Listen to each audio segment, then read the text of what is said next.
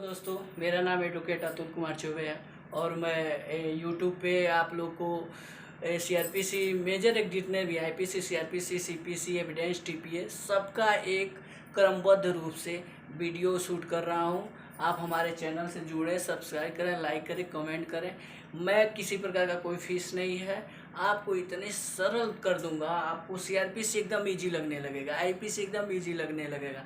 क्योंकि मेरा जो ये प्रयास है वो काफ़ी घंटों के प्रयास के बाद मैंने ये सब चीज़ें कॉन्टेक्ट जो इसका एलिमेंट है मैंने कलेक्ट किया है। तो मैं निवेदन करूँगा कि आप लोग हमारे चैनल से जुड़े, सब्सक्राइब करें। और आज हम लोग पढ़ेंगे सीआरपीसी सेक्शन 1 से 5 कंप्लीट करेंगे।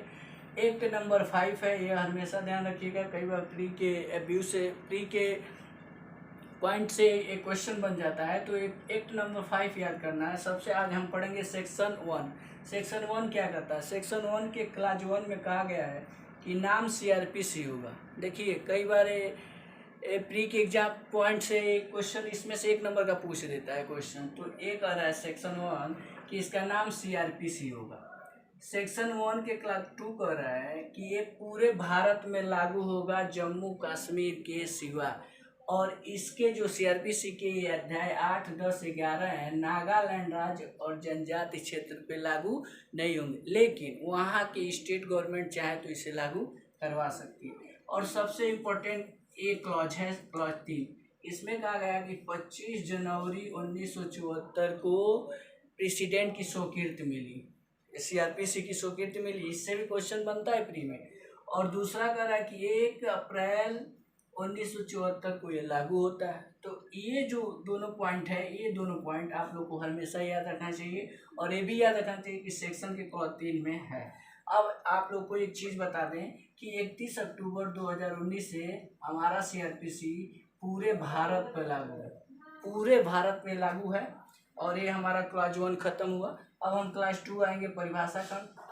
ये तो सबसे इम्पोर्टेंट है। इसमें से आप मैथ्स में भी जाएंगे तो क्वेश्चन बनता है, और प्री में तो बनना ही बनना है। तो आज इसको हम एक तरीके से याद करेंगे, कभी नहीं भूलेगा। इतना बेहतरीन तरीके से हम पढ़ेंगे इसको कि भूलेगा नहीं। ये हमारा, इसका मैंने पार्टिसिपेंट किया है, 4 पार्टिसिपेंट किया है। चारों में आप समझिए, केयर कीजिएगा। ये जसपू का भारत में अन्वेषण, जसपू का भारत में अन्वेषण। अब देखिए, अब सीधा फंडा पहला में जैसे जमानती और जमानती अपराध।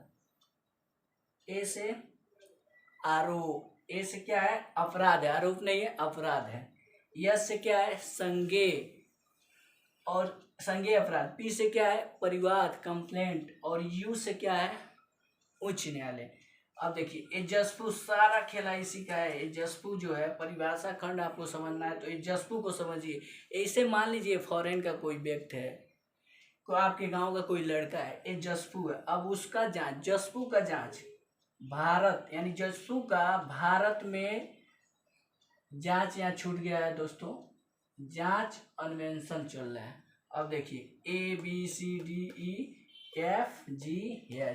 यानी ये एच आ गया और ये जी आ गया। जब मिलाएंगे तो ऐसे आप लोग का 2 का करके ऐसे आ जाएगा। तो देखिए, जसपू का भारत में जांच अन्वेषण चल रहा है। अब बताइए, जसपू का जांच अन्वेषण हो गया कंप्लीट, तो इसके बाद रिपोर्ट बनता है ना। रिपोर्ट नहीं पढ़ना है, रिपोर्ट हमारे क्रमबद्ध में नहीं है। अब बताइए, रिपोर्ट जब आ जाता है जांच अन्वेषण करने के बाद, तो उसके साथ क्या होती है? अब जसपू के साथ क्या होगी? तो जसपू के साथ क्या करना है? न्यायिक कार्रवाइयाँ होंगी। और न्यायिक कार्रवाइयाँ कहाँ होती है? न्यायिक कार्रवाइयाँ हर जगह होगी नहीं, उसके लिए आपको स्थानीय अधिकारिता चाहिए, स्थानीय अधिकारिता होनी चाहिए। और स्थानीय अधिकारिता कहाँ होनी चाहिए? महानगर क्षेत्र के कंट्रोल में होना चाहिए। अब देखिए, न्यायिक कार्रवाइयाँ होगी रिपोर्ट आने के बाद, उसके बाद स्थानीय अधिकारिता, महानगर क्षेत्र। अब महानगर क्षेत्र का जो यहाँ मजिस्ट्रेट साहब होंगे, जो न्यायाधीश होंगे, वो कहेंगे भाई रिपोर्ट में देखते हैं मैटर क्या है। तो रिपोर्ट में उन्हें मिला क्या? असंज्ञेय अपराध। उन्होंने देखा तो असंज्ञेय अपराध मिला, तो तुरंत क्या करेंगे? अधिसूचना जारी कर दिए भाई, अधिसूचना जारी करो भाई। जब असंज्ञेय अपराध बना तो अधिसूचना जारी करते हैं, और उसके बाद क्या करते हैं? आरोप बनवा देते हैं। यहाँ से अब पूरी तरीके से देखिए, इस पूरा परिभाषा खंड इसी बेस पे है।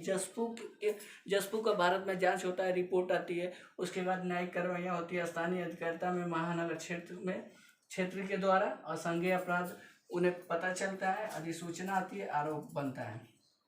अब महानगर मजिस्ट्रेट साहब हैं, कह रहे हैं भाई आरोप तो हो गया, अब चलो भाई इसको पकड़ के लाया जाएगा कि ये कौन है जसपू को पकड़ना तो जरूरी है ना।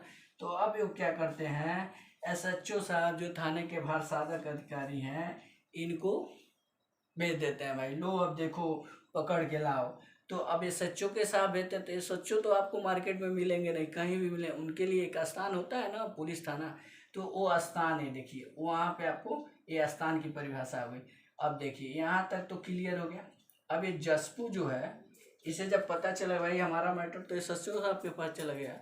ये सारा क्या करता है कि एक अपने लिए प्लीडर नियुक्ति करता है, भाई घबराता है तो प्लीडर, देखिए प्लीडर को बुलाता है अपने लिए, तो यहाँ प्लीडर नियुक्त किया है, प्लीडर को नियुक्ति करता है। अब उसका प्लीडर जाता है कहाँ, पुलिस रिपोर्ट पढ़ने, कहाँ जाएगा, पुलिस थाना में। यानी जसपू का जो वकील साहब है प्लीडर, वो पुलिस रिपोर्ट पढ़ने के लिए पुलिस थाना में जाते हैं। और पुलिस थाना में जाएंगे तो वहाँ तो भाई विहित यानी रूल रेगुलेशन है, तो विहित तरीके से पढ़ेंगे, पढ़ने के बाद लोक अभियोजक के माध्यम से वहाँ चर्चा करेंगे। और कौन से लोक अभियोजक, ये नहीं कि किसी भी लोक अभियोजक, उपखंड जो उस उपखंड का लोक अभियोजक है उससे चर्चा करेंगे। और उसके बाद से फिर से मैटर कोर्ट में आएगा, कोर्ट में आने के बाद सम्मन होगा, सम्मन होने के बाद ये बीच में एक अमेंडमेंट करके जोड़ा गया पीड़िता का मतलब सिर्फ ये नहीं कि जो इन्फॉर्मेशन दे रहा है, जिसको चोटें आई है, जिसको हानि हुआ। पीड़िता का मतलब होता है कि उसके विधिक अधिकारी भी पीड़िता होंगे, उसके पेरेंट्स गार्जियन भी पीड़िता होंगे। उसके बाद से सम्मन पर अगर वो हाजिर नहीं होता है भाई, तो वारंट करो, वारंट पर हाजिर नहीं होता है तो उसके बाद से कहते हैं वारंट करके पुलिस पकड़ के लाएगी। ये जसपू का मामला ऐसे है, तो इसको आप स्टोरी बना के पढ़ेंगे तो बहुत इजीली तरीके से आप लोग के माइंड में सेटअप हो जाएगा। और मेरा दावा है कि अगर आप थोड़ा भी इंटरेस्ट लेंगे तो मैं CRP से अब 1 से 5 पढ़ लिए, अब 6 से हम लोग पढ़ेंगे। ऐसे करके मैं एक वीडियो लाऊंगा और उसमें हर एक क्लॉज के साथ मैं ये सब चीज़ें आपको बताऊंगा और पूरी कहानी के साथ। ये जसपू बहुत इम्पोर्टेंट है, ये जसपू आप लोग को याद करना है कि जसपू का भारत, अब जसपू मान लीजिए क्राइम कोई कर दिया है, विदेशी हो कोई भी हो, लेकिन उसका भारत में जांच और अनुसंधान चल रहा है और उसी पे ये सब चीज़ें टिकी हुई है। और जब ये सब क्लियर हो जाएगा तो आप आराम से ABCDEFGH करके ऐसे सब अपने को अपना सेट कर लेंगे मैटर। तो ये अब लास्ट में जो आता है यम आता है, लास्ट में यम है, तो यम नहीं होगा, ये हिंदी में म होता है, तो इसका मतलब लास्ट का जो डिफिनीशन इसमें कहा गया परिभाषा नहीं, यानी CRPC में जो शब्द प्रयोग है और उसका परिभाषा नहीं दिया गया, कहीं भी परिभाषित नहीं किया गया, तो उसका अर्थ IPC में जो चीज़ें बताई गई हैं और उसी का अर्थ इससे लिया जाएगा। मान लीजिए यहाँ परिभाषा नहीं दिया है लेकिन IPC में परिभाषित किया गया है, तो वो परिभाषा यहाँ यूज किया जा सकता है। तीसरा सेक्शन हम पढ़ेंगे निर्देश का मतलब सिर्फ एक ही चीज़ बताया गया है। निर्देश सेक्शन 3 में एक ही चीज़ बताया गया है कि जो मजिस्ट्रेट है, मजिस्ट्रेट का अर्थ हो सिर्फ न्यायिक मजिस्ट्रेट से होगा।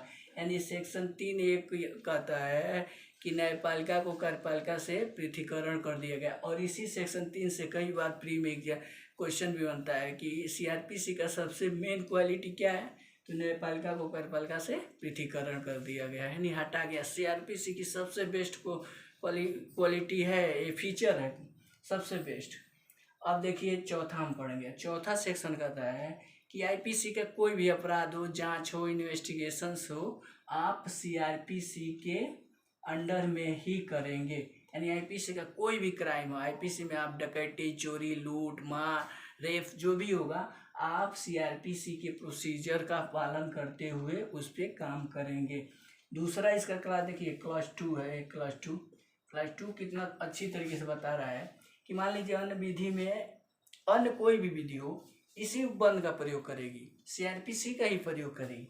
लेकिन अगर कोई विशेष विधि हो, स्पेशल एक्ट हो, और उस जो स्पेशल एक्ट होगा उसकी अपनी कोई प्रोसीजर हो, तो उसका पालन करेगा, और नहीं भी करेगा तो IPC का पालन करेगा, लेकिन IPC इस विशेष विधि के अधीन रहेगा। यानी विशेष विधि में कुछ चीज़ें प्रोसीजर में होगी, कुछ नहीं होगी, उसके बाद भी ये अधीन रहेगा। 5वां सेक्शन व्यावृत्तियाँ आती है। ये व्यावृत्तियाँ भी इम्पोर्टेंट है। इसका मतलब होता है विशेष विधि में उपबंध न होने पर CRPC लागू होगा। व्यावृत्तियाँ का मतलब हो जी, मान लीजिए लोकल एक्ट बनते हैं, स्पेशल एक्ट बनते हैं, जितने भी एक्ट बनते हैं उन एक्टों में अगर प्रोसीजर कहीं नहीं है, एक्ट तो बन गए भाई, प्रोसीजर नहीं है, वहाँ CRPC लागू होगी।